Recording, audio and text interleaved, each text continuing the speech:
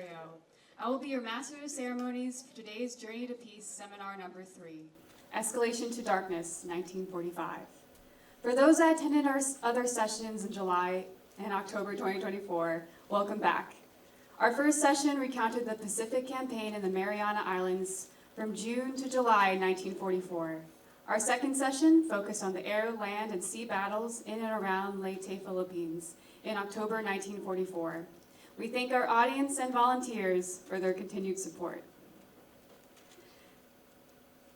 Today, we have the distinct honor of having the family Congressional Gold Medal recipient and Filipino-American World War II veteran joining today's session. Please give the Sombrero family a warm aloha and round of applause. Please stand up.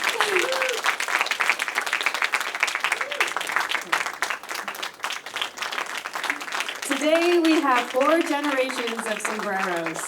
Steve Sombrero, son, Rose Sombrero Cruz, daughter, Rusty Cruz, Linda Sombrero Iguchi, Kevin Iguchi, Kathy George, Justin George, and Crystal George. Thank you again for joining us today.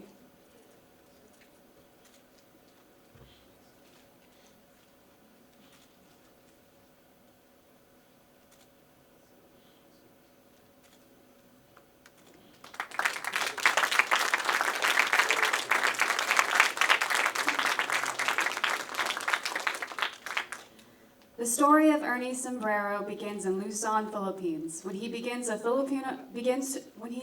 Filipino resistance group called the Hunters ROTC Guerrillas. The Hunters were the most aggressive guerrilla group during the war, raiding Japanese weapons, storage facilities, lines of communication, and most importantly, prison camps. During the Battle of Manila in 1945, the Hunters ROTC, under the command of Lieutenant Colonel Emmanuel V. Ocampo, fought alongside U.S. Army soldiers from Nasugbu, Batangas, to the Manila General Post Office. Ernie Sombrero and his fellow hunters played an active role in the 11th Airborne's raid at Los Baños, where the hunters provided critical intelligence and ground security to facilitate the liberation of 552 POWs. Ernie and his hunters were attached to the 188th Glider Infantry Regiment, who provided critical ground security for the POWs' evacuation routes. In August 1945, near Ternate, Cavite, he was wounded in the left shoulder by sniper fire, which killed his platoon leader and one of his soldiers. After the war, Ernie moved to Guam and Okinawa, where he was an aircraft and heavy equipment mechanic at the Anderson and Kadena Air Force bases. It was in Okinawa in the 1950s where he met and wed the love of his life, then settled in Honolulu in Hawaii in 2007. Ernie Sombrero is survived by Fumiku and their 4 children, 7 grandchildren, and 4 great-grandchildren. Mahalo to the Sombrero family. We are very honored for your presence in today's seminar.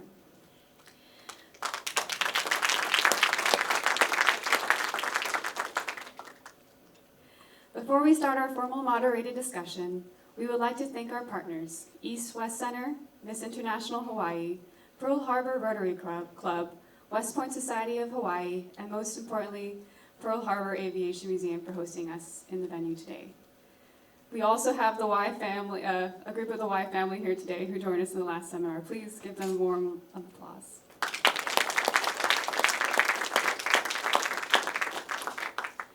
Next up, we have one of our JPI board members giving our newcomers an overview of our vision. Sunny Hakini is an Air Force intelligence analyst who, prior to enlisting, served as the Director of Communications for the State Ethics Commission in New Mexico. Please welcome Sunny. Thank you all so much for being here. This is now the 3rd iteration of Journey to Peace, and as a program advisor, program coordinator, our whole purpose is to make sure that we're not allowing the lessons of history to evaporate. The whole point was to bring together panels of experts, to have them unpack some critical moments in history, and then from there make that information accessible to future generations of leaders. That means young people, students, citizens, policymakers. We're recording this for posterity. We're making sure that it's going to be available future program iterations, we're looking to collaborate with universities, with academic institutions, all with that purpose of ensuring the next generation is equipped to make decisions that lead humanity in a better direction.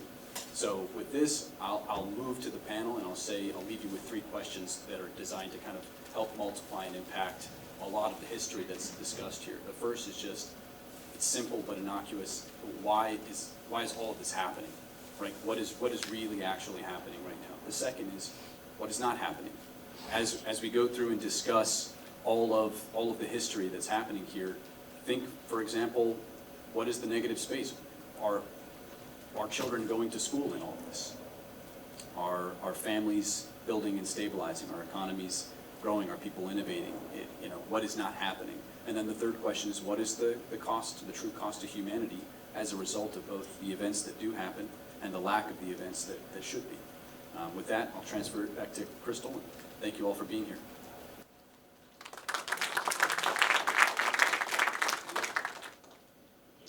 Now for the moment you have all been waiting for. I have the honor of introducing our wonderful moderator, Karen Knudsen. Her resume is very impressive. Chair of the Board of Directors of the Japan-American Society of Hawaii, and Adjunct Senior Fellow at the East-West Center.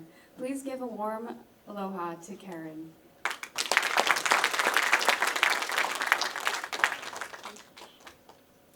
Thank you so much, Crystal, and thank you, Sunny, for the introduction and the overview.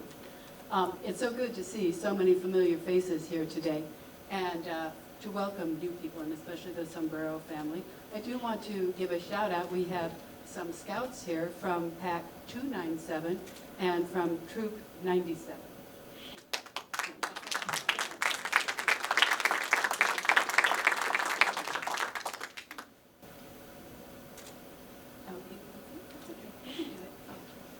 We'll do that now. Thank you.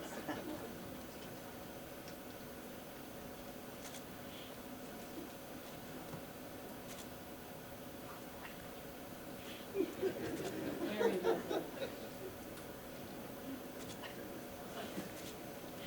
Mahalo. Thank you so much. Yeah, now we're ready. Okay.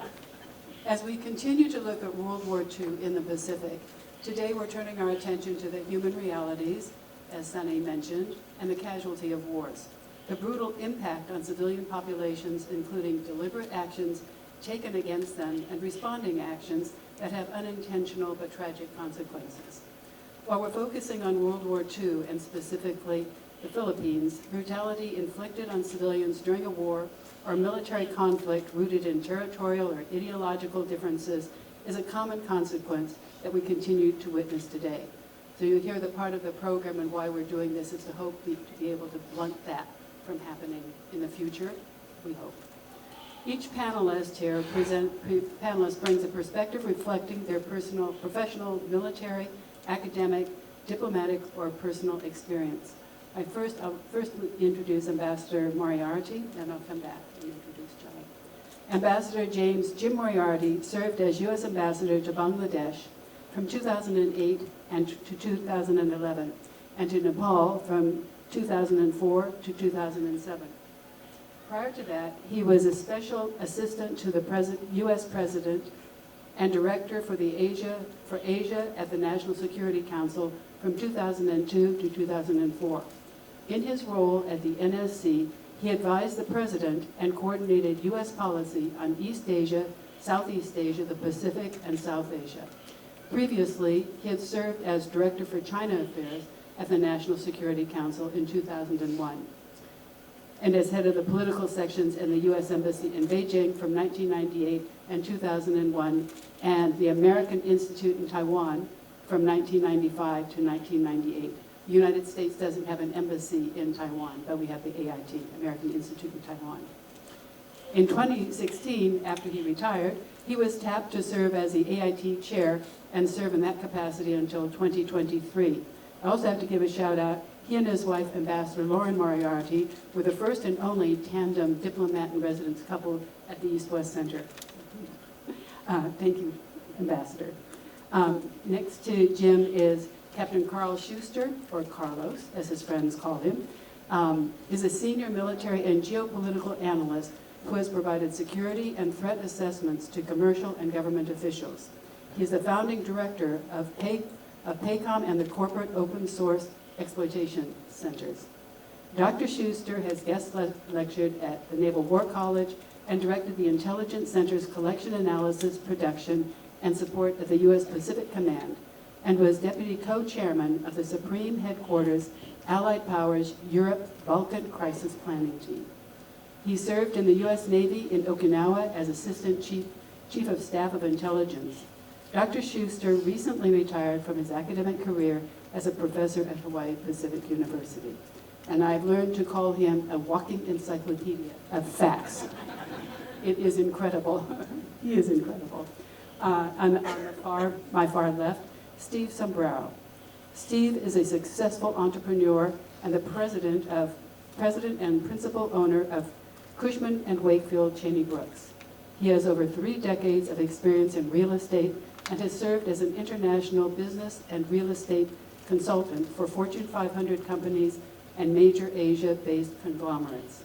Notably, he facilitated the largest residential portfolio transaction in Hawaii's Kahala area when he brokered the Genshiro Kawamoto holdings. For those of you who might remember, that was a big deal. Thank you, Steve. Steve was also the founder and managing partner of Aloha Beer. He and his daughter also co-authored a children's book, What Is Your Day? Was that it? Oh, what day are you? Oh, I did that, tried to do that from memory. And it should also be read by adults. Steve is joining us today because in addition to his impressive business and entrepreneurial success, he is also a leader in bridging Hawaii and Japan, both in educational initiatives for Hawaii's youth and business ventures. He's deeply involved with the Japan-American Society of Hawaii and has served as its president for 3 years, right? Not president, chair of the board. And also is very involved with the Okinawan community. Steve's fellow JASH board members know Steve as someone with boundless positive energy and a tremendous generosity of spirit. And then finally, we'll bring it back to John Hansen, who will be a partner in crime today, co-moderating with me. Is a retired Army colonel with 25 years of service in combat arms aviation. He spent 22 years in the Indo-Asia Pacific Theater and has led joint and service component engagements in North, South, Southeast Asia dialogues and workshops. He has also organized and led subject matter expert teams in support of defense institution building and reform in South Asia and Southeast Asia.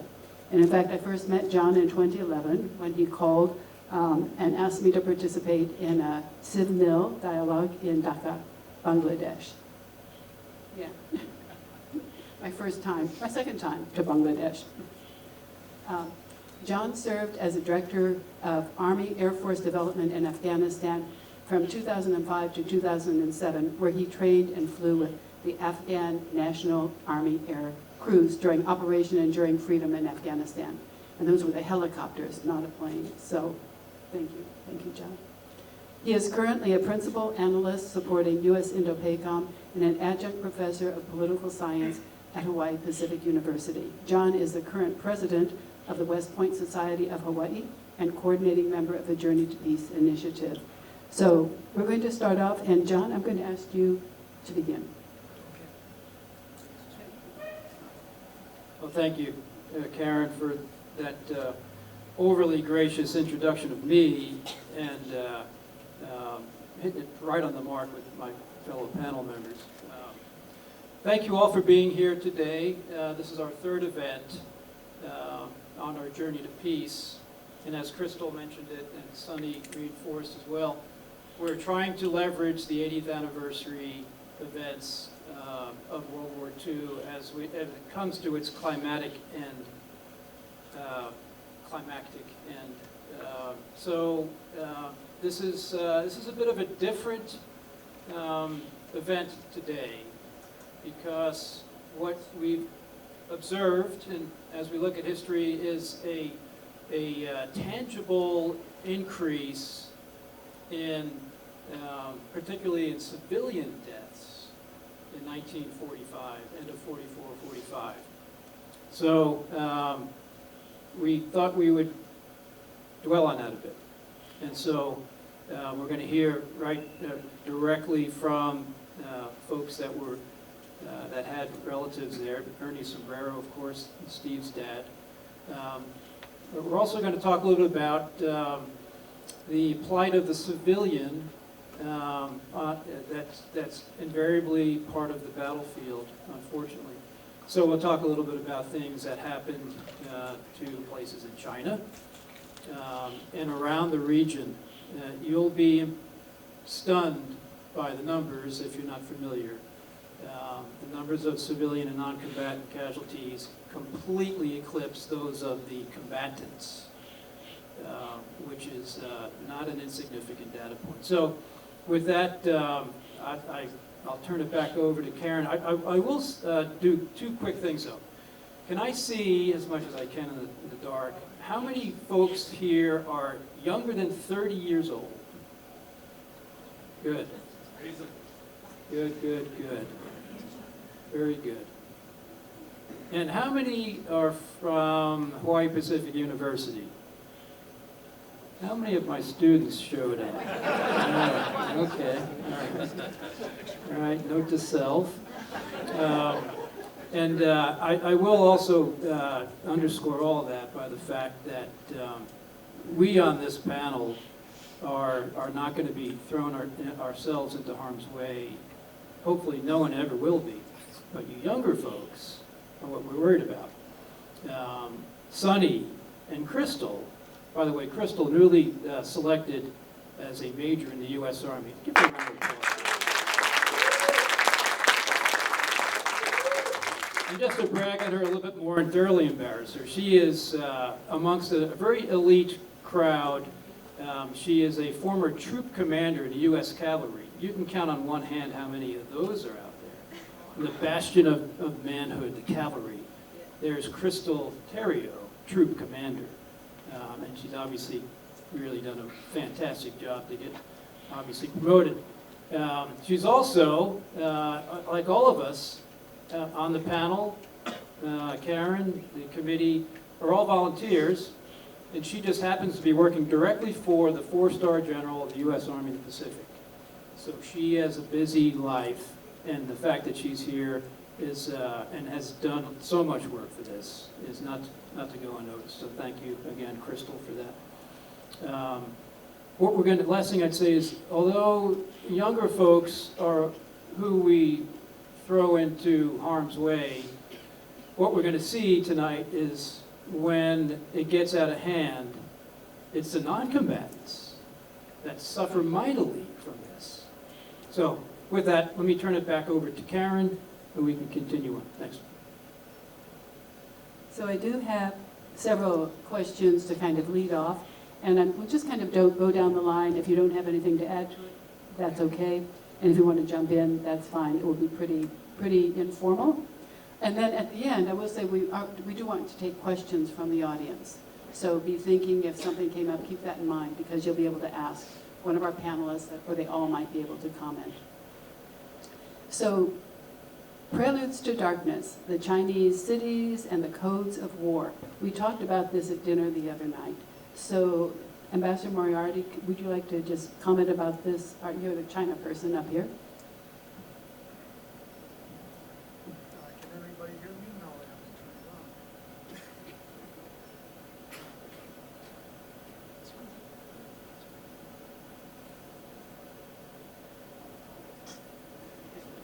I think I got it. I think I got it. There we go. We're trying to do this in the dark, quite literally up here. We are here to look at the Philippines in particular, but of course, the war was much broader than that by 1945.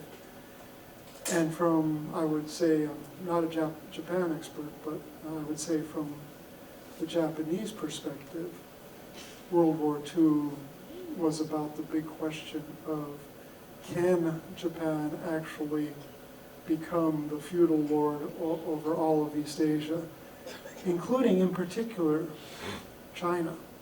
The Japanese had this huge admiration for China's culture. On the other hand, China was huge, it had lots of resources, and it was where the war in what we call the Pacific actually started with Japanese advances into China. The one thing I'm going to point out was these advances were driven not by the political leadership in Tokyo. Most of these advances into China, first starting off in the part of China just below Siberia, the northeastern parts of China, a place called Manzhugua, the Manchu country, and then advancing into the Beijing region. These advances took place out of local initiatives by relatively junior officers, not by the generals sitting in Tokyo, not by the prime minister sitting in Tokyo. They were underlings imbued with the spirit of, somebody's going to have to correct my Japanese if I try to say it, but it's basically a theory called insubordination in English. Yokoku? Something like that? Close enough? Anyhow. Where the subordinates had almost like a duty to rebel periodically, not follow orders, but to go down what they saw as the correct path. And the correct path led the Japanese to believe that they had to advance further and further into China. The Chinese opposed them. The Japanese underlings thought that they were doing God's work and that this was the proper road to follow. And so they became more and more brutal as they went further into China. And then finally, they took over what was then the capital of China, called Nanjing nowadays, and the soldiers just went berserk. You know, they killed, raped, murdered. They lined up 20,000 Chinese civilian males at one point and just slaughtered them all. The generals above them didn't even know this was going on. You know, nobody was going to blow the whistle on their underlings. And that's the picture in China, just as we're getting ready for what happens next in the Philippines. Thank you so much, Jim. And we'll go on to you, Carlos, about why invade Luzon. You've got some slides. You've got some things to do. Hi, can you hear me? All right. 1944 and 45 was a period of desperation for most of the participants in this war. If I go to the next slide. The other thing, too, is to understand how massive the land area is. You're looking at 6,000 by 5,000 nautical miles, 36% of the global surface. And China, Japanese war with China, had begun officially, as the ambassador described, in 1931.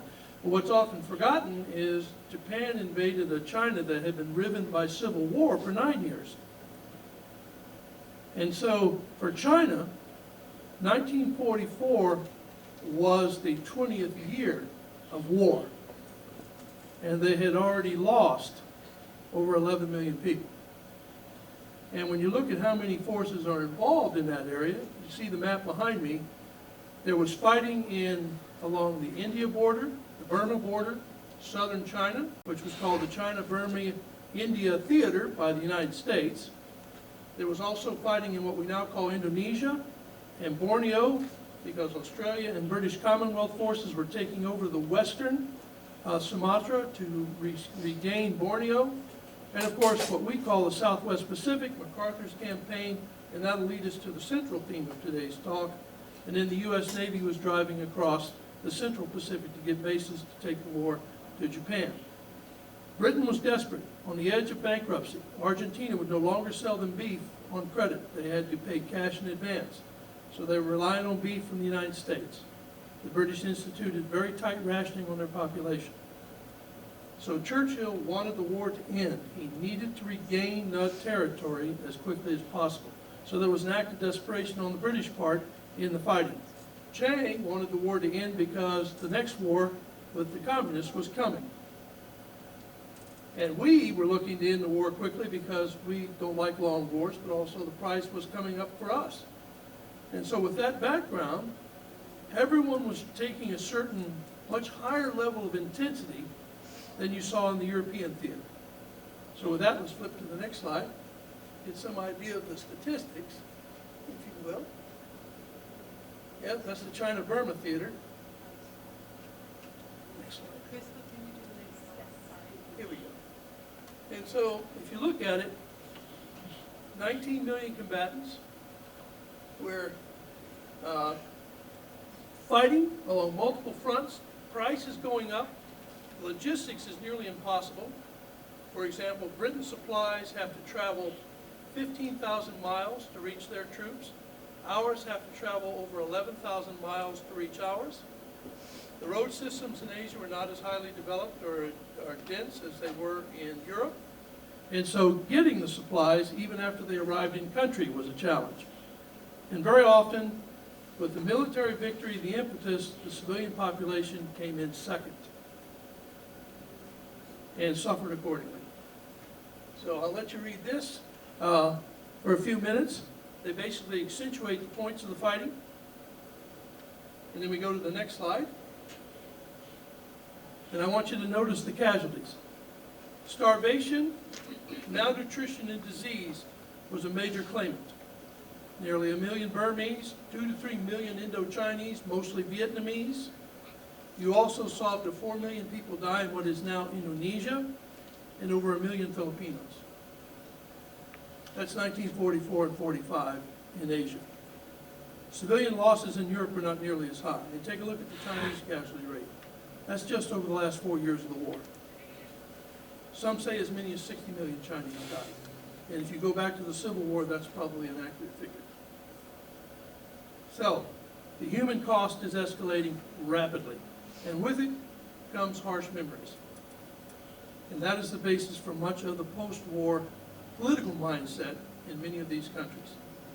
One last thing, if you look at the Japanese, one of the reasons driving the Kwantung Army was the argument made by some of their junior officers that China's weak and a China dominated by Europeans will choose Japan next. So in their minds, they were justifying an offensive war for defensive purposes. So it's one of those cases where you create a problem to solve a problem that does not yet exist and becomes a self-fulfilling prophecy. So, next slide. And it will close with the next slide. The rest of the questions will come after the main presentation. That's the strategic overview. That was what's going on all around the Philippines while we fight our way through the Philippines. Thank you very much. Thank you very much. Very stark, and the numbers are overwhelming. Steve, I don't know if you want to comment on any of this right now, or you kind of want to wait? Yeah. John. Okay. So it brings us to why Luzon, and then we'll talk about how that unfolds. So by December of 1944, MacArthur has landed at Leyte. He's consolidated Leyte. Turns out to be not what he expected. It wasn't a very good place to build any jump-off airfields. It was basically unsupportable terrain. However, he was able to bleed the Japanese forces a little bit white as they feverishly defended Leyte. That battle kind of culminates, but fighting continues there all the way through August of 45. Once this Leyte secured, the real prize is Luzon, and really the real prize is Manila, which MacArthur fights feverishly with the U.S. leadership to secure, to liberate. And in fact, the Leyte mission is approved by the President, Secretary of War, and his colleagues, Nimitz and some others, begrudgingly, who wanted to maybe bypass. The decision is not to bypass and to liberate Luzon and then ultimately Manila. The landing on Luzon, for those who are familiar with the landings in Normandy is almost twice as large, including all the Allied landings in Normandy, France. That happened just a few months prior. 2 U.S. armies land, one to the north of the city of Manila and then one to the south. We'll talk more details about that, what happens there, but generally MacArthur, who had spent most of his adult life either there or associated with the Philippines as a bona fide member of their defense at one point, working directly for the Philippine government, on salary, incidentally. And he, of course, he evacuates in 42 once the Japanese invade, and he, as promised, returns. So he has a very personal stake in Manila, especially. Philippines in general. He has close connections with the Philippine people, as you could imagine. His father was there before him as a military kind of governor, if you will, once the Philippines became a U.S. possession after the Spanish-American War, and that's a bit of history in itself. By the time World War II begins, there's already a promise to liberate Philippines as a sovereign nation. That would happen later in middle 1940s. Of course, the war unhinges that, and the Japanese secure the country for 3+ years. MacArthur goes up against a Japanese general named Yamashita, who had a stunning victory over the British on the Malaya Peninsula, defeats a vastly superior British army in Singapore, led by a fellow named Percival, and puts all of them in prison camps, where they languish. Many die from the Allied side, and many tens of thousands more from the Dutch East Indies, indigenous people, Indonesian side. So there's this initial pattern or initial kind of culture of how to treat non-combatants. And a prisoner of war is a non-combatant. The world pretty much agrees to that, and Geneva Conventions and such after World War I.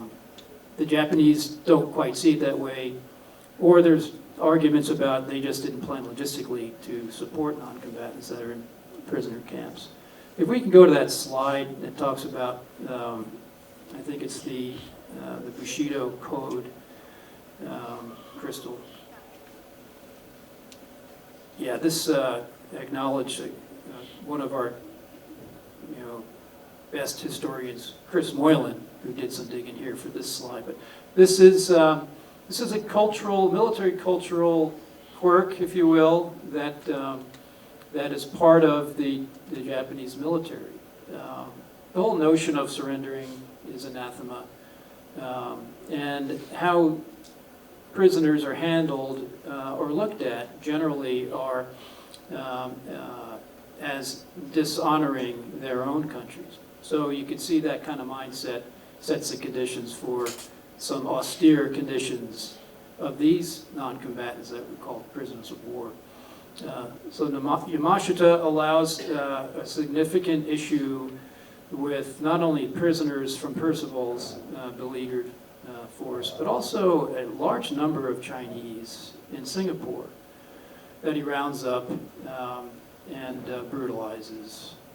Again, to Ambassador Moriarty's comment, probably with tacit, turning a blind eye from Tokyo, he's kind of out there on his own following this code. So as early as 1942, we see this happening. Of course, we see it happening years before in places like Nanjing and other Chinese cities. So this kind of something that's stuns us a bit, I think, to include the 3 years of combat that we've had up until the landing in Luzon, where there's no surrender, and the plight of the Japanese soldier is you will die killing somebody else, or if you're trapped, then you will die. And so this is, we see this over and over again as both the Central and the Southwest theaters unfold. And Nimitz sees it at Saipan and the Marianas we talked about back in July, where there's no surrender. And it's stunningly, Spruance, the commander there, writes home and says, I have to kill them all, in a letter to his wife. I have to kill them all in 1944, July. And that unfolds through, in MacArthur's southwest area, through New Guinea, which is a tremendous fight that doesn't get a whole lot of history, and then up through the Philippines. There's not a whole lot of surrendering going on. And then we see this strange suicidal technique that starts to emerge at Leyte, and it emerges again in Luzon, and kamikazes and other types of human weapons. Modern day we'd call it suicide bombers. It goes full-throated in Okinawa. We'll talk about Okinawa in April, end of April. But I don't want to dominate the mic here too much longer. Suffice it to say that you have Yamashita now is in charge of the Philippines. He gets thrown in there because he replaces an incompetent. MacArthur's landing there, hoping that Manila would be, like he promised it, an open city, and it would be, at the end of the campaign, the victor would have the city. Of course, it was pretty obvious who the victor was going to be. That doesn't happen, and we're going to hear about the ramifications of that. And folks like Ernie Sombrero and his colleagues from early 1942 onward are at work trying to not only undermine the Japanese, but also to report out on what's going on there. And it becomes obvious once we liberate Manila. So let me just pause there. Maybe, Ernie, I can hand off to you and give us a little more insight. Thank you. I'm sorry, Steve. Steve, yes. Ernie's my father. But I'm sure he's here with me right now. And if you haven't had a chance to look at his Congressional Gold Medal, it's displayed right here. We're very proud of my father. And I have with me my eldest sister, Rose, and Linda. I have one more sibling, Jimmy, who's in Guam today. He couldn't make it. But I should also preface that my uncle on my mother's side, Shinichi Kishaba, fought for the Imperial Army, and he died in the Philippines. So you think about that for a minute, right? I am a product of two opposing sides. My father fought for the Philippines and the United States. My uncle, Kishaba, fought for the Japanese side. And my dad used to tell me, I hope I didn't kill your uncle. And so I'm sure he really meant it, because he saw some very, very, hand-to-hand combat when he was in the Philippines. So my father, Ernie, was born in June 28, 1924. He was eldest son of 9 children in Iloilo, Philippines. I guess Filipinos had a lot of kids, right? I don't know about today, but back then it was like 9 kids, 10 kids was common. When he told me that when Japan attacked the Philippines in 1941, he was only 17 years old. He was a junior, 3rd year at the St. Andrew's Catholic High School. And on that day of the attack, he was told to get on a bus. Right? He and his friends, mostly boys, get on a bus, and they took him to Manila. And they gave him a rifle and said, as of today, you're going to defend all the government buildings in Manila. So he was stationed in Manila, given a uniform, and he was told to protect the government buildings. But then, soon after, Manila was declared open city. And so they told him, okay, give back your rifle, and go home. Your job here is done. And soon after that, he was enlisted in the Philippine Army, F Company, 2nd Battalion, the Hunters ROTC, as a private first class. He was given a uniform, And they were going to become one of the fiercest guerrilla groups in the Philippines, as you heard. The Hunters ROTC guerrillas was the most aggressive and fiercest guerrilla groups. They raided Japanese weapons supply facilities, communication centers, and as was mentioned earlier, they were involved in freeing more than 500 prisoners of war at the raid on Los Baños, and my dad was there.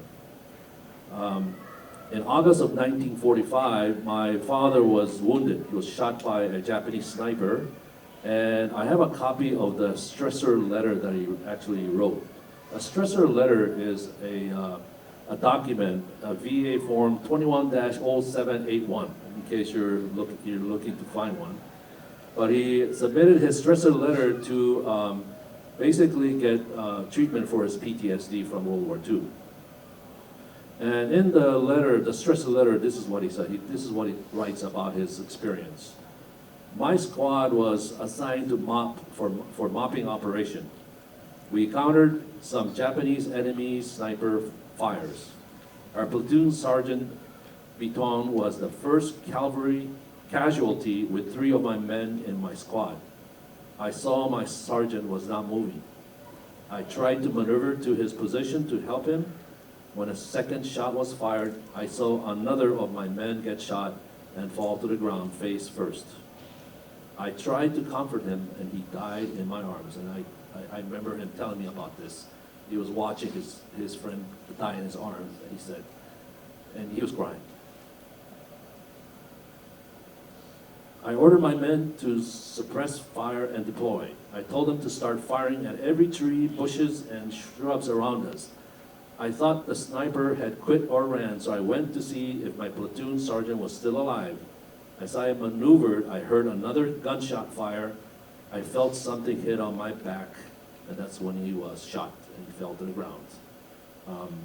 And what happened after that was that he ordered his men to go look for help, but he stayed. And so his squad left him there. They thought he was dead.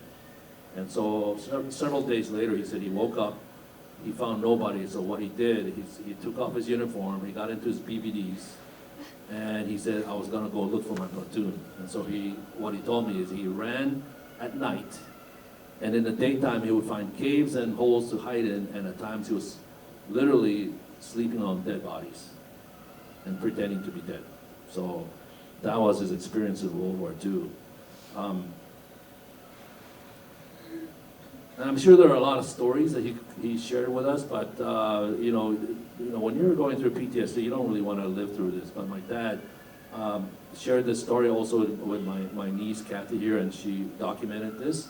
And so, like we said, all of you 30 years old and under, you know, the rest of us will probably not go into harm's way, but you have a very big chance of getting into harm's way unless we find ways to accomplish peace, and that's probably the topic of discussion today. But that is the story of my dad. I'll share a little bit more about my uncle later, but please come and take a look at his gold medal. Thank you so much.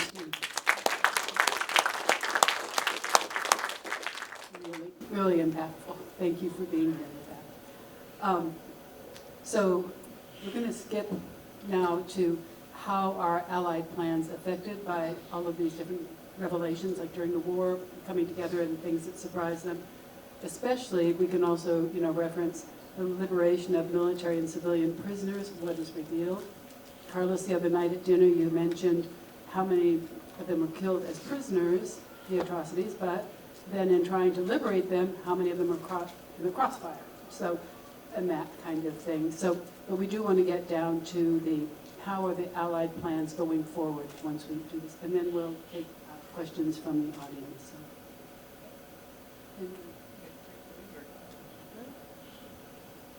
Let me just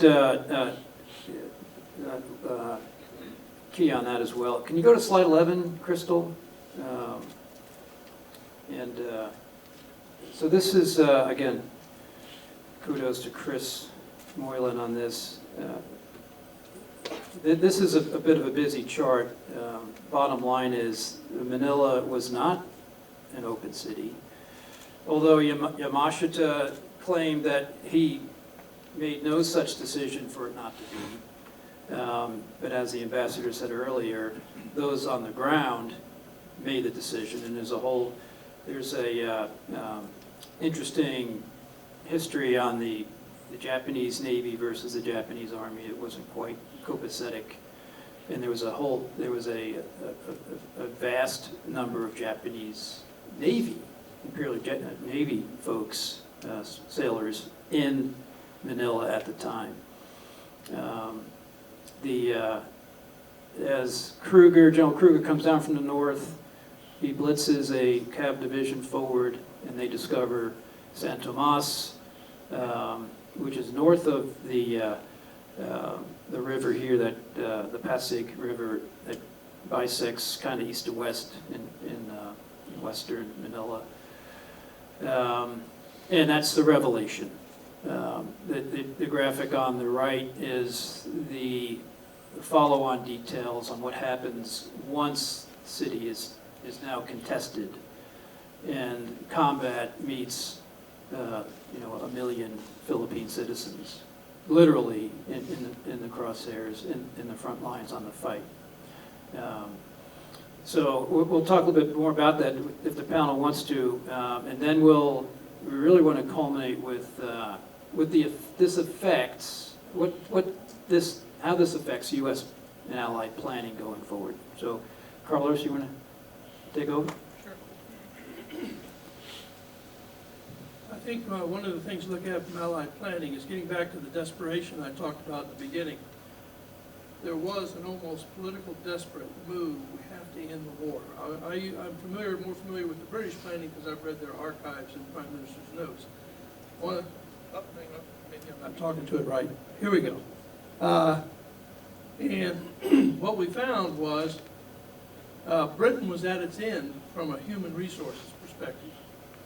They were having to shut down and disestablish military units, not only to provide bodies to replace casualties, but also to replace people in the economic workforce. They were conscripting teenagers and retirees to work in the coal mines because military-age males were being brought into military service. They were having to take just dead land, if you will, and suddenly make it farming. And they were conscripting young children, 12, 14 years old, to work it. And British Army in Burma, very few British troops were involved. They were mostly what they called Commonwealth troops. For example, you had the King's African Rifles, Nigerian African Rifles. Most of them were troops from the colonies, Rhodesian African Rifles, and so on. And the attitude among the military, British military commanders was, we'll take very aggressive action with these guys because at home, losses won't be as big an issue. And so they took chances with the Commonwealth troops that they would not take with the British troops. And as a result, casualties were heavier. And when they tried to send British units out, they tried to amalgamate Welsh and Scottish units in order to get a full division, and the Welsh wouldn't serve under Scottish officers. And so units stood down. We don't fight for them, we fight for the king, sort of thing. And so the war had to end, and it had to end with Burma being in British possession. Churchill was very worried about the fact they were almost totally dependent on the United States for oil, 50% of their food, much of their funding, and over half of their military equipment.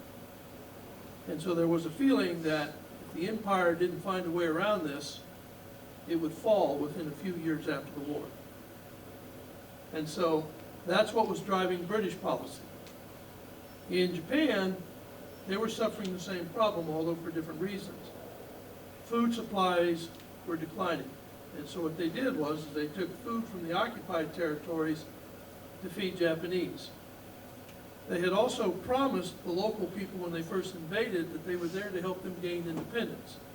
100,000 Burmese signed up to fight for the Japanese in 1942 because the Japanese local commander promised them independence. So they thought they were fighting for their independence. The new commander came in 43 and said, no, we're here to take over the colony. We're going to run it our way, better than the British did. And so they suddenly tried to disarm the local troops.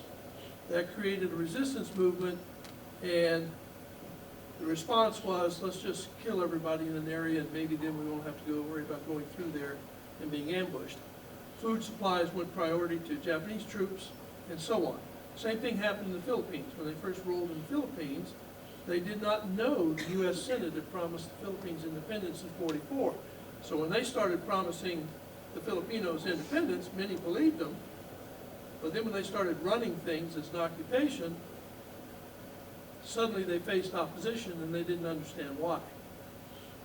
And that was happening throughout their occupied territories. So the growth of nationalism in Vietnam, Indonesia, and so forth got a new impetus during that part of the war. And human suffering inflicted by the prioritization for supplies and material accentuated and accelerated that process. So as the U.S. looked at it, we wanted the war to end. The American people were tired of the casualties. If you read the media reporting in the Chicago Tribune, the New York Times, New York Post, they were talking about we need to use chemical weapons on the Japanese. We need to just let weapons destroy them because we're tired, we're losing too many people fighting face to face. And so that's the political mindset. Feelings are hardening. Respect for what we call humanitarian considerations was taking an increasingly backward step. And so our plans were to take the Philippines, the debate over Formosa, as they called it then, Taiwan today.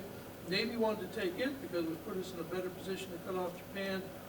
But MacArthur and President Roosevelt reminded Nimitz that we had promised the Philippines independence in 1944. To leave them to rot while we took Taiwan would be politically unacceptable after the war. And so it was a commitment to liberate that led to the decision to invade the Philippines instead of Taiwan. After that, we were going to take the war to the Japanese, break their will, and if that didn't work, we were going to invade. And so with that, I'll turn it back to Thank you. Bob. And I think Ambassador Moriarty, from a diplomatic overview, State Department, U.S. policy, and anything else, your point of view? One thing I would note in terms of the U.S. perspective, Carlos raised the issue of the prisoner of war camps.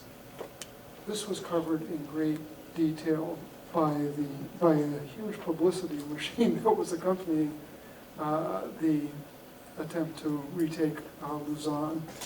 And so people back in the States were fed very graphic stories and graphic pictures of the suffering of people who had been in the internment camps. The impact, again, you don't want to draw too many parallels with the Europe situation, but it was a little bit like what happened when the Nazi concentration camps, where the Holocaust was being carried out and everybody being gassed to death and worked to death.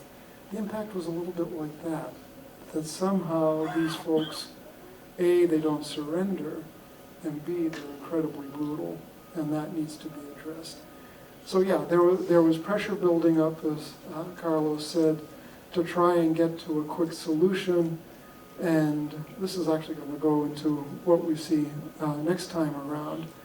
But that next step had to be the retaking of Manila. Initially, again, with this huge publicity machine that went along on the ride to Luzon and accompanied General MacArthur, who was genuinely committed to retaking Manila because it was the site of basically his happiest memories. His child growing up there, him growing up there as a child. It's interesting, you had 3 generations of MacArthurs deeply committed to the city of Manila.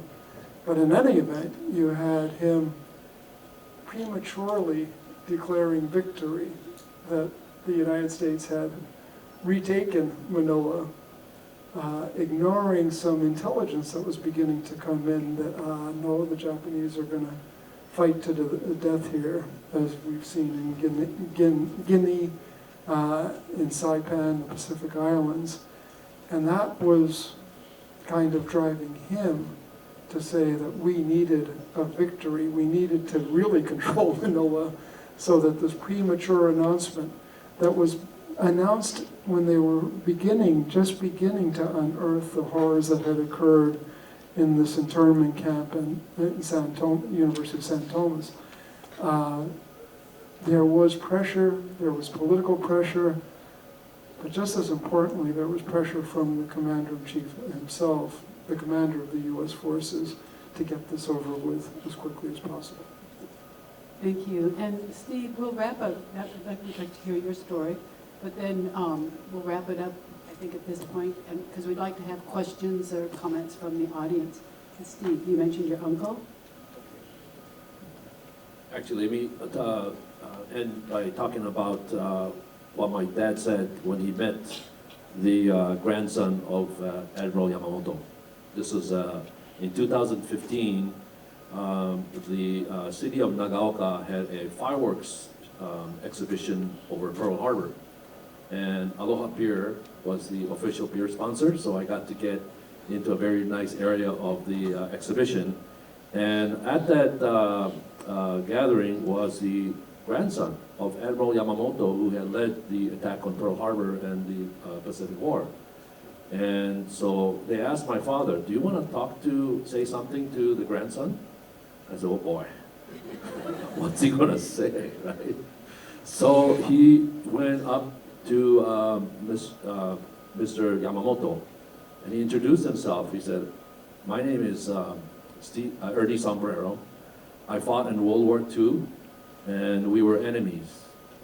And I almost got killed in World War II when I was shot by a Japanese sniper.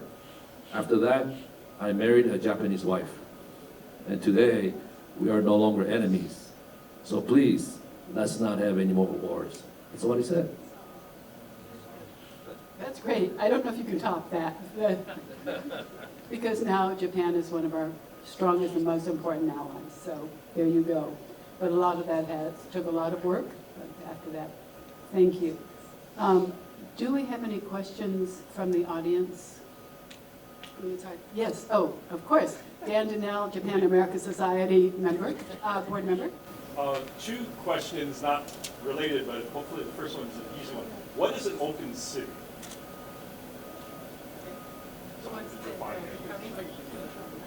Under international law, an open city has no military forces in it. You're saying we will not fight to hold this city. It is open for your occupation without resistance. That's what an open city means under international law. Okay. And then related to is my second question. I was kind of alluded to POWs, Geneva Convention. Bring us to today, where we have some unique wars, Russia-Ukraine, where it's not a declared war, yet how do you hold your enemy, treat prisoners, so forth? You got in the Middle East, Gaza, Israel, non-state combatants. Is the Geneva Convention, is POW, are these things relevant? It is, and the Geneva Convention states very clearly that if you take a prisoner who's wearing a national uniform of a recognized government and is under the authority and discipline of that government, then the Geneva Convention applies.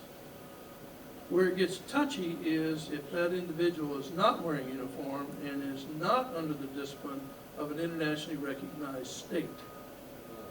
Then it's a gray area that's still being debated, I think. But I'll defer to those who deal with the debate. All I do is read the documents. I hate to hand you a hot football, sir, but you're probably closer to it than I am. I think one of the big questions that the international community is dealing with gets back to one of my favorite quotes, which is, everybody in this panel has heard it before, but it's by Mark Twain, which says that history never repeats itself, but it often rhymes. International conventions only have impact if the countries are willing to recognize them and play by the spoken rules. And this is one of the big questions that people were facing in the 1930s, but one that we're facing right now.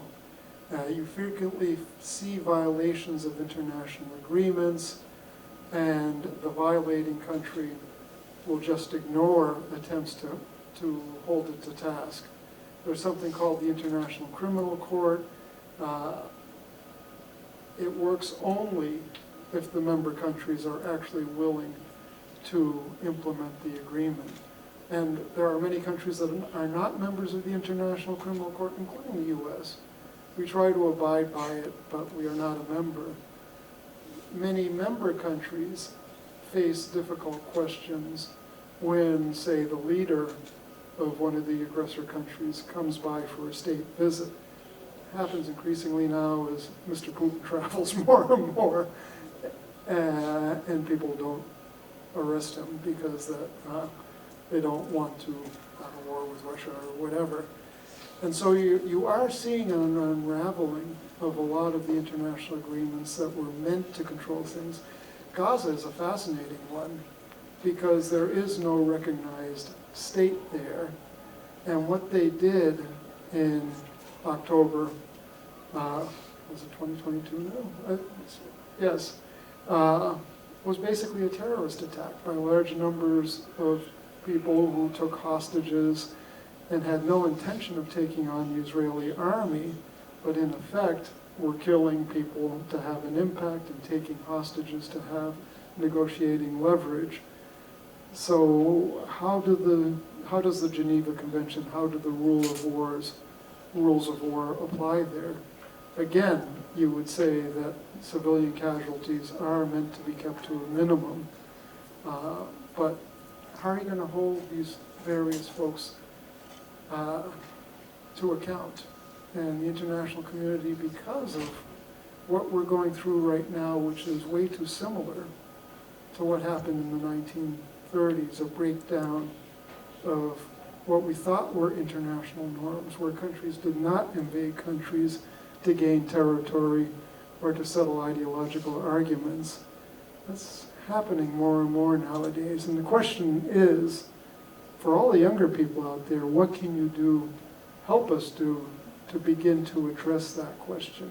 How do you get perhaps countries that don't have the dog in the immediate fight to band together to say, wait a sec, things are happening here that have to be stopped. And maybe the many countries that are appalled by what's going on can get together to help. Excuse me. Thank you so much, Jim. Are there any other questions? And I can't, there must be, especially maybe from a younger person, or anyway. And I know we have, okay. Yes, ma'am. Thank you for having this. Building the partner capacities, the relationships that are going on, how do you feel? Do you feel optimistic about it? Or what are some advice you would give to the younger generation who's not in the military yet about the relationships we're building and how important they are? Go ahead, Jim. Oh yeah, this is one near and dear to my heart. What you're seeing also is frankly a breakdown in communication at highest levels.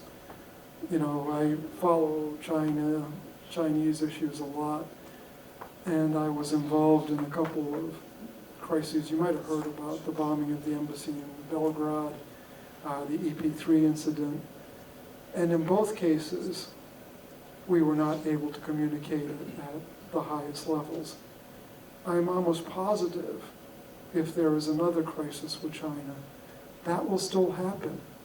And so that means that to have as many conversations going on as possible at all levels is more crucial now than probably even during the 1930s.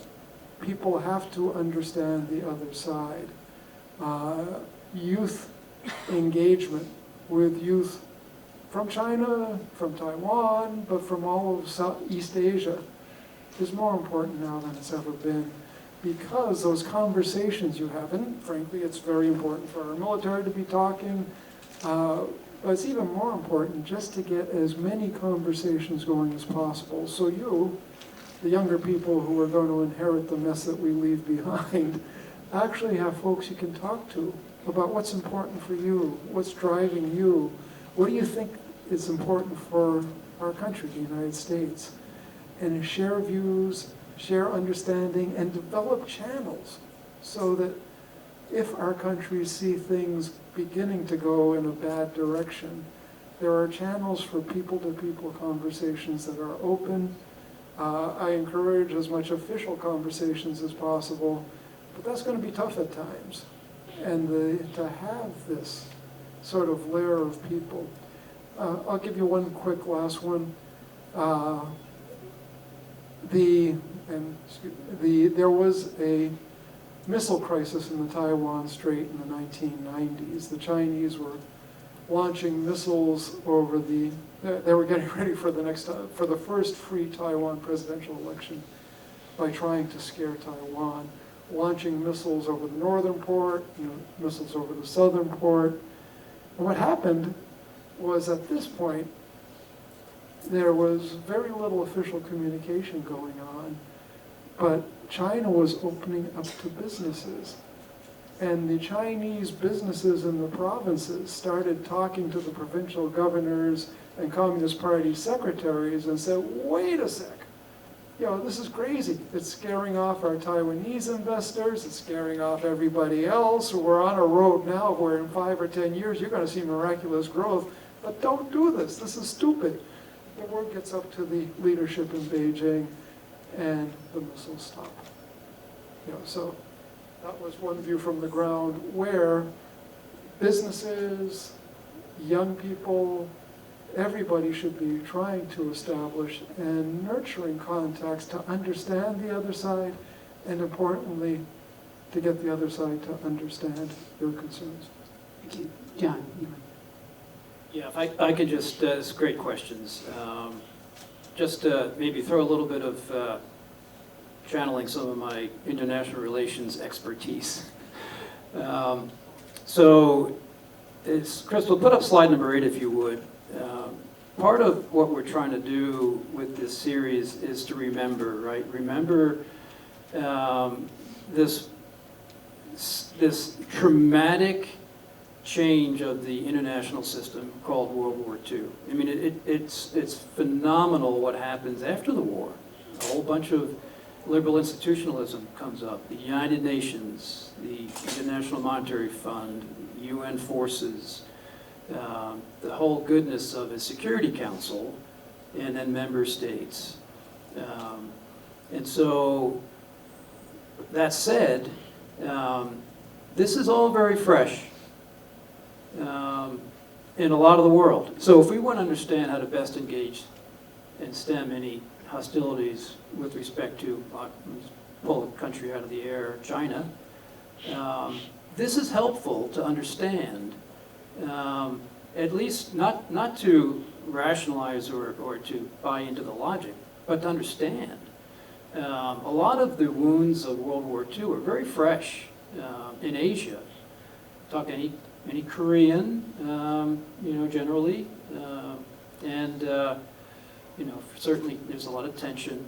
The good news is there's also a lot of collaboration, cooperation, thanks again to the system change that we had to where we do have more of a collaborative, international system. However, as you all know, it's interesting to point out that 2 of the permanent members on the Security Council are in open aggression. Well, one is in open aggression against a neighbor, Russia, on the Security Council. Not helpful.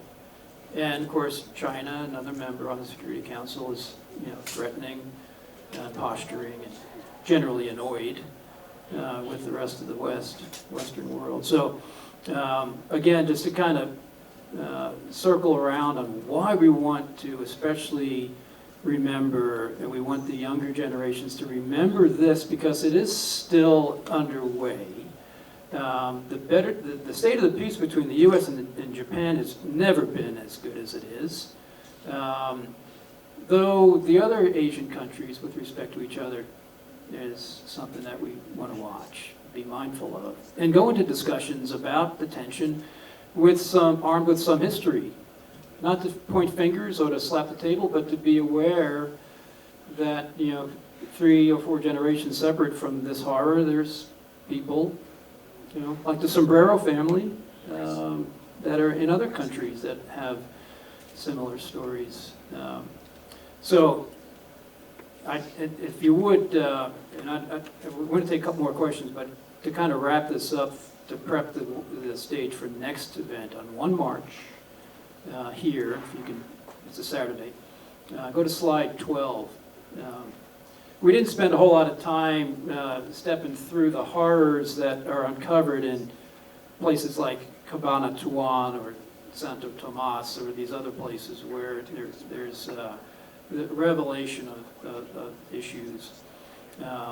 But the hypothesis here is that it is stunning. The ambassador and Carlos mentioned that this gets a lot of press back home, and it incites the passion of the people in the U.S.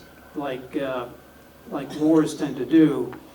And so when we talk about going into the latter months, middle and later 1945, and we see what strategic planning changes to, and how the thinking of protecting on non-combatants on either side really starts to take a clear backseat. We see that manifest in U.S. aerial bombing, particularly on the home islands of Japan, which is fairly indiscriminate. And so why? And again, thanks to Chris, in 19th century, this fella realized that, there's a tit for tat from a military standpoint to where things ratchet up as it gets nastier and more brutal, not to combatants, but to non-combatants especially. Brings in the rational logic of doing some horrific things with weapon systems against the most innocent victims out there. So that's going to be next. We're going to discuss more in detail about that. Why? What's the logic? What's the rationale? And it'll be a good discussion. But let me just go back to questions if you've got any out there. Thanks. Thank you, John. I just do want to give a shout out to organizations like Japan-America Society, bridging the relationship and working with young people in exchanges, and also my longtime institution, the East-West Center. I'd suggest anyone who has an interest in any of that to talk to me about the East-West Center or go to the website about that. It follows along with what everyone here has said, that the need to understand and form those relationships is so important. So I think we have time for questions. Yes. Oh, there is one. Okay, I can't see. Oh, sir, yes. I found it interesting that lower level Japanese military officers were actually engaging in action in China, that the higher levels were not responsible directly for. It makes me wonder about something in terms of communication about what's going on and what's moving forward. And that is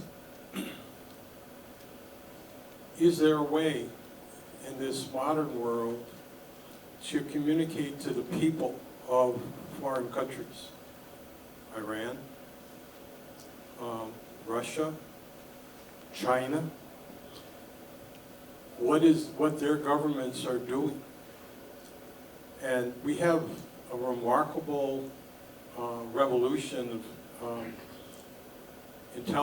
information communication through the internet and other related entities. How great it would be if we could actually start to communicate with the civilians in China, in Iran, in other countries, and communicate what's going on, so that the decisions are not being made by, as was the case with Japan and China, lower level military leaders that are just going out there and doing things, initiating. Is there a way to combat through communication and information what starts to boil up?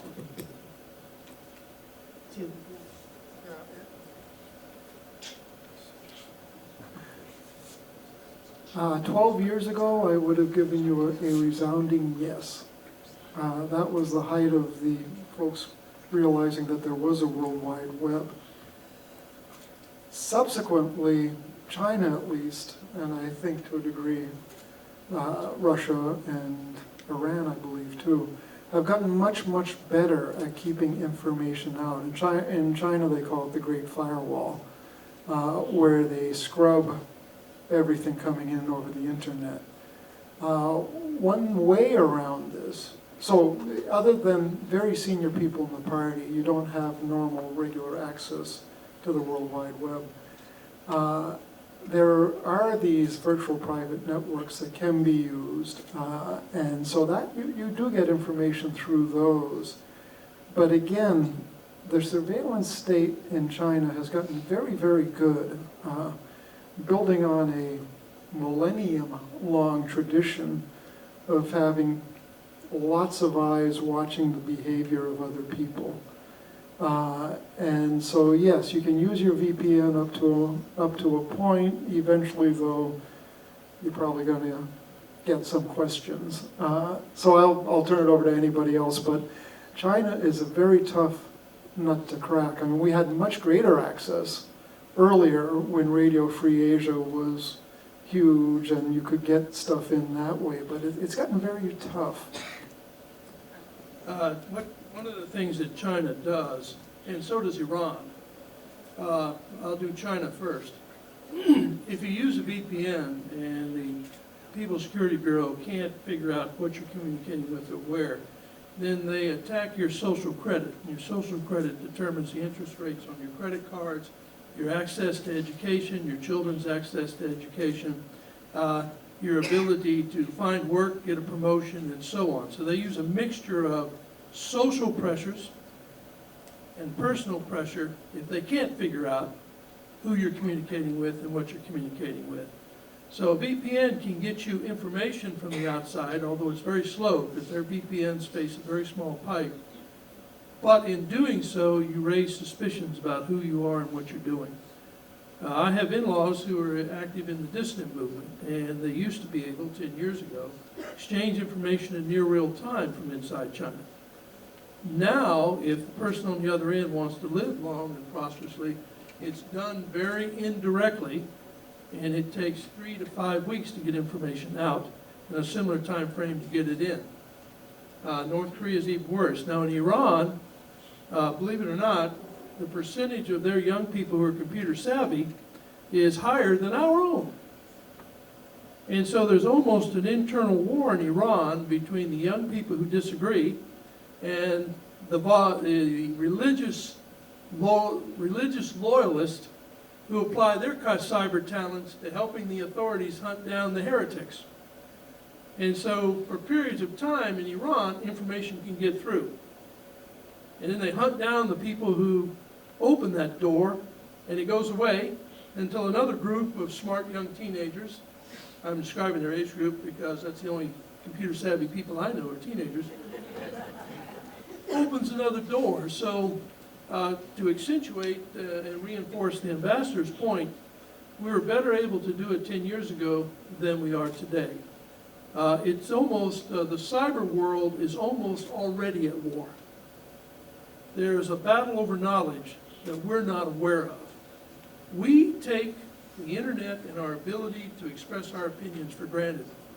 It is not safe to do so in North Korea, Iran, Russia, or Belarusia, and some of the Central Asian countries. And the price to be paid for innocuous conversations over an illegitimate system is beyond what we're accustomed to. So the principle is there, the application of it is the challenge. Thank you. Oh, yes, sir, Yeah, sorry. Steve. You know, there's a Bible scripture that says, before you criticize somebody's speck in their eye, take the plank out of your own eye. And I'll tell you, last week when I was in Japan, I was with a bunch of friends, and this is what they said. We're having our second sake, I think, so it was a good conversation. And he said, boy, you know, the election in the United States, how did you deal with that? It's just you have too much information, and that's disinformation, right? So on one hand, lack of information is a problem, but too much bad information is also not good. So we have to have good balance, don't you agree? Thank you so much. All right, thank you. I can't see. Yes, sir. How you doing, panel? Thank y'all for hosting today's event. Two questions. One for Mr. Sombrero. Can you share what you think allowed your father to see all that he saw and not harbor hate in his heart? And then for the rest of the panel, outside of the military, what type of professions, organizations, or clubs would you recommend to some of the middle schoolers and high schoolers that are here today that would like to consider how they could help move forward the efforts of peace? I think my dad was definitely afraid of his wife. Just kidding. My father was a very optimistic man. He would never let anything bother him because of what he went through. And the fact that he even survived, every day that he was alive was a great day. So he didn't allow things to bother him. But of course, I did see him struggle whenever he talked about his war experiences. He would cry. And he was a very strong man. He would never show tears. But the few times that I did see him cry was when he talked about his war experience. So I think he just tried very hard to move on. And I don't want to plug my book, but the book is called What Day Are You? Okay? It was an Amazon bestseller in 2023, December. It was written for teenagers and preteens to talk about the virtues of seizing the moment and not dwelling on the yesterdays and having anxieties about your tomorrows. So it's a great book. I wrote it with my daughter, helped by Kathy here, and it's I highly recommend it. And it's coming out in a manga form in Japan in a couple of months, so that more kids can read it. But it really tells you the question, what day are you? And the answer is you need to be a today person. So that was what my father was, and I think that's what inspired me to write that book. While we're talking about fathers, my father feared my mother as well. I think that's a common aspect of marriage. But also, my father gave me a rule of thumb to live by as a very young man. You never hold the grandchildren responsible for their grandparents' actions. They had no control over it. They probably don't even have any knowledge of it. So revenge should, if it exists at all and has any legitimacy, is limited to the one generation. After that, it's just something to learn from. Thank you. And I want to say you asked about different organizations. There's one called the Pacific and Asian Affairs Council. They work with high school students and they do exchange programs, but they study world affairs.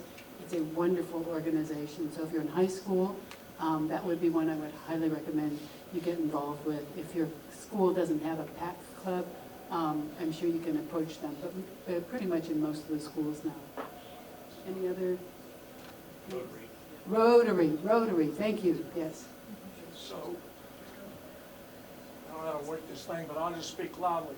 That was a great question of what should we be passing on to our youth today. It's important to understand, it's important to remember. But if you want to take a journey to peace, we need to focus on the lesson learned too. If you want peace, what should you prepare for? War. So when you talk about organizations, I offer you ROTC. Thank you very much. Thank you, sir. Okay, are there any other questions or comments? Because we started late, we do have a little bit more time, although you have been sitting for a while. So any more comments or questions? Oh, yes.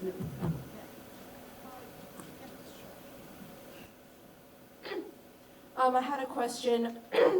What advice would you want to give to the younger generation regarding, as you said, like the dangers approaching, or that we are like very, we are the ones that have to look out for danger? What advice would you give to us about that topic?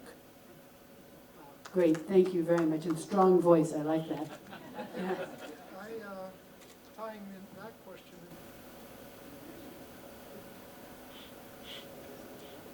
Okay, whenever I pull it down, it doesn't work. And I guess I should be pushing it up, but My advisor forgets to tell me before I start moving my thumb. Look at those things up there. These are some groups and some opportunities coming up in terms of preparing yourselves. Like I said, the key is to just get involved. Recognize that there are many different paths. I was a Foreign Service officer. I served in U.S. embassies overseas for 36 years. And that whole work is about advancing U.S. national interests and, importantly, trying to make sure that we don't fall into wars that could possibly be avoided. Although I will say absolutely that the number one tool, or the backup tool that's most important, is to be able to position with strength and say that, don't think of doing something bad because there will be repercussions. Getting back to the main point, though, it's not just diplomats or it's not just military that work on this. It's people who go into business, people who go into NGOs that work internationally. Anybody here, raise your hand if you ever heard of something called JET, J-E-T.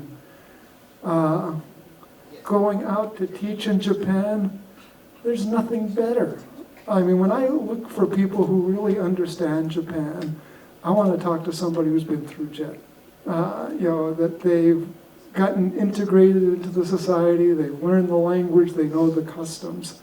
I would love to see more things like that in other countries, and there are opportunities. For example, in Taiwan, there are coming up teaching opportunities. Philippines, we have a lot of exchanges with. But keep your eyes open, keep your ears open. As somebody said earlier, I'm a history guy. Do a little bit of reading in history. It kind of opens your eyes to maybe patterns or maybe just kind of a better understanding of people's overseas. So my biggest message here is I am a transplant. You won't believe it. I know I look like somebody who's been here all their life, particularly with the very pink picture of my face. But, I love Hawaii. It's great. You can lead a useful, fulfilling life here. But even as you go about doing that, try to understand what's going on in the outside world, particularly across this great big ocean called the Pacific. And try to understand your Indo-Pacific neighbors. Try to figure out what's going on, whether you're in business, whether you're in an NGO, whether you become an academic doing nothing related with history or government. But just get involved and stay involved with international questions. That way you'll be somebody who can. I do want to just also mention, I was a Peace Corps volunteer in Chuuk, Federated States of Micronesia, 2 years without running water or electricity, dengue fever, no hospital, but I was living with the people. It's life-changing. I think for those who want a little adventure and can really see, it will be eye-opening forever. So I'd also toss something out for the Peace Corps. Yeah, Crystal, thanks for the question. I have a couple things to amplify or to add to what you just heard. There's a thing called Pathways to Peace that's on the island, and that's to take young folks and get them interested in diplomacy, right? I think that's generally the mission for it. So that's out there. The other thing I would say is, you've probably got one of these, there's the information about the world is on there. Be careful with what you pull up. But the other thing I would say is, next time your grandfather goes to Japan, you should go with him and meet some Japanese folks, become pen pals, and maybe he can swing through Bangkok or some other place on the way home. Reach out, study history, and make sure you come here in March, on the 1st of March, and you'll get more great advice. I think study, become aware. It's a big world out there, and whatever your passion is, hopefully part of it is learning more about folks that are completely different cultures and how rich that would make your life. Thank you. So I'm looking, I don't see any other hands up. Anybody standing up? Is there anyone? Yeah, Sir? hi. Oh, good. Thank Mitch Noguchi, U.S. Japan Council. I'm a graduate of the JET program as well, so thanks for that. It was a great experience. Question is kind of just, from what I see nowadays, there is a loss of civil discourse. And then as we talk about communication and what it takes to deal with other cultures, we have a habit where there's a growing habit of demonization of people that we don't agree with. Could you share your thoughts on that, what that does for communication or the inability to communicate and our inability to understand each other? Thank you so much. Who wants to take that? Okay, Carlos. Sorry, my father was a bit of a country philosopher. He basically told me that when you raise your voice, the other side shuts off their ears and drops a shield. And if you treat someone like an enemy, they'll see you as their enemy. And so communications ends the minute that shield comes down. So the key to good communications is to make sure that never happens. The other side's view, whatever you think of it, is legitimate in their own eyes. And you'll never reach common ground if you don't understand the other side.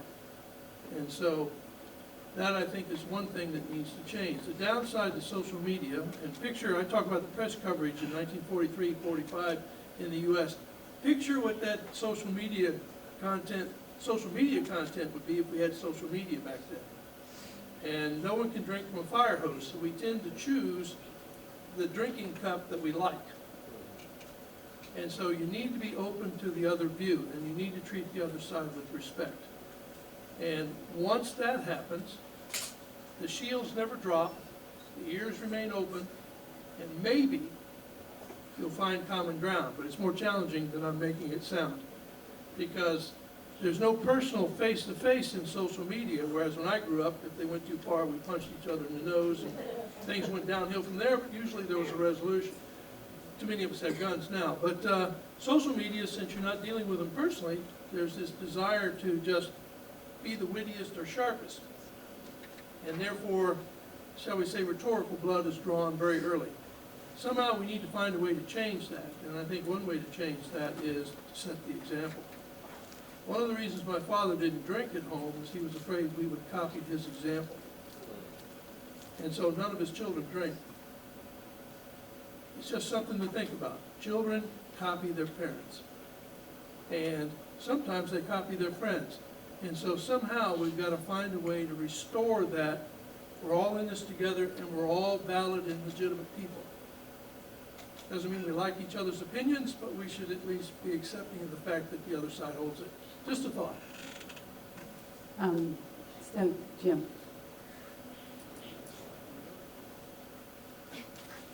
I pushed it up really quickly after the first push down. Actually, I think I was doing that to get a rise out of them. As a self-proclaimed expert on Hawaiian culture, I recently came across a definition of aloha, that the aloha spirit that really stuck with me, which is you should try to treat everybody with kindness and respect.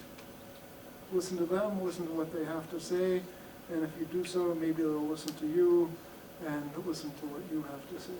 And maybe you'll both come to realize that there's a little bit of truth in all of us. Thank you. Anyone else want to? I would think sometimes when we're afraid, when something approaches us, it's easy to blame the other, the folks who are a little bit different than we are. It's their fault. And that fear, to say once, if you tell the people something often enough, they start to believe it. That's how a lot of things get started. So I think it is just stepping back, and we've talked about having a little empathy, putting yourself in the position, of adversaries or what's driving them. So, but really good point. Thank you. Okay, if there aren't any other questions, I'm going to ask for quick last thoughts. Is there another? Yes, sir. Yeah. Karen, are you calling me up? You look like you're going to come get me, so I better.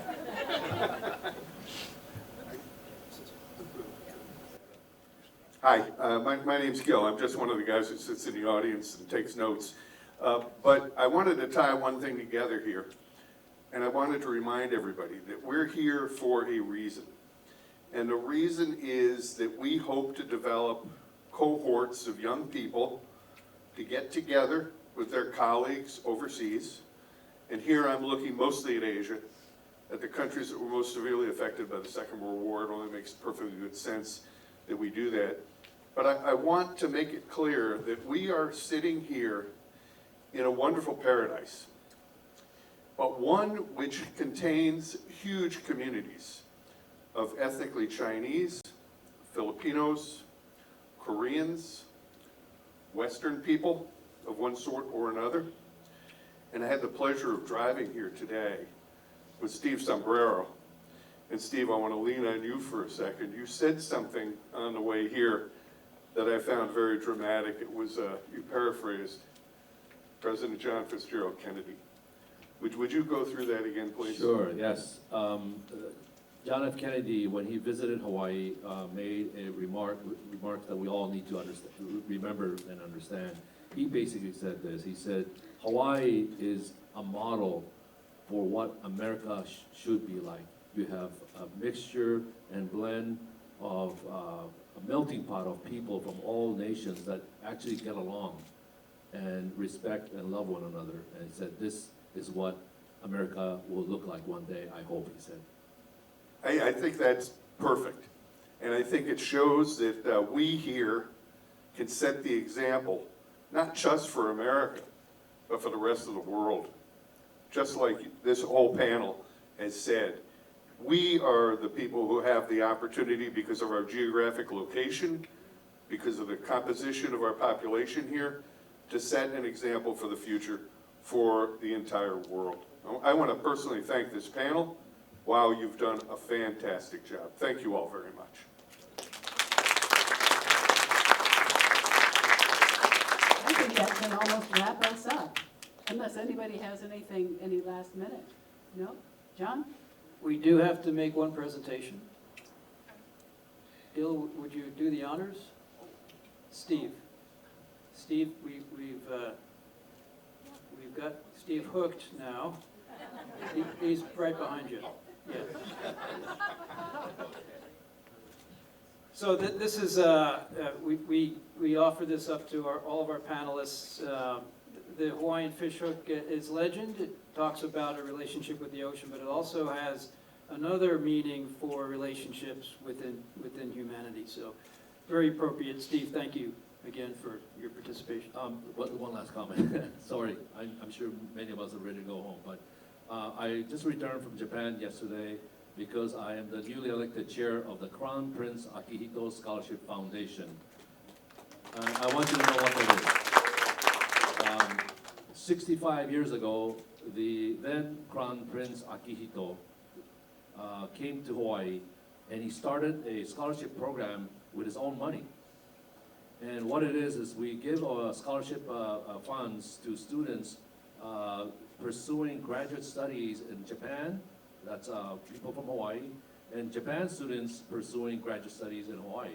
So it goes both ways. So that scholarship foundation is still alive and well, and I had to go to visit the Emperor Emeritus, the Grand Chamberlain, to give my reports and let him know that the foundation is still alive and well, and that we are actively promoting the relations between Japan and Hawaii through this very, very unique program.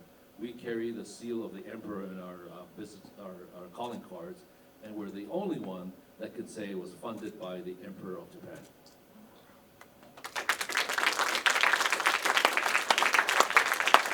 Thank you, Steve. Thank you very much.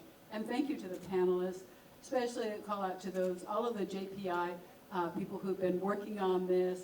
Crystal, you're amazing. She does all of this. She keeps us all in order. Thank you all for coming. And we hope to see you back here on March 1st. And I'm sure if you have any questions or comments, the panelists will be more than happy to talk with you for a few minutes. Thank you all for coming. We'll see you next time. All right, so before we close, we would like to thank some of our young volunteers.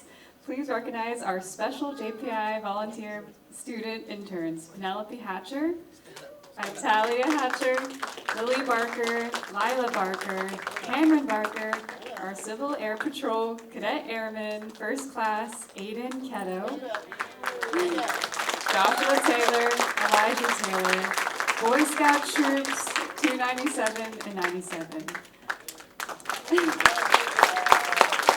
Also, for our lawyer in the room, disclaimer, JPI is an unincorporated collection of individuals. Any and all opinions expressed are purely those of the speakers and do not necessarily represent the opinions of any legal entity.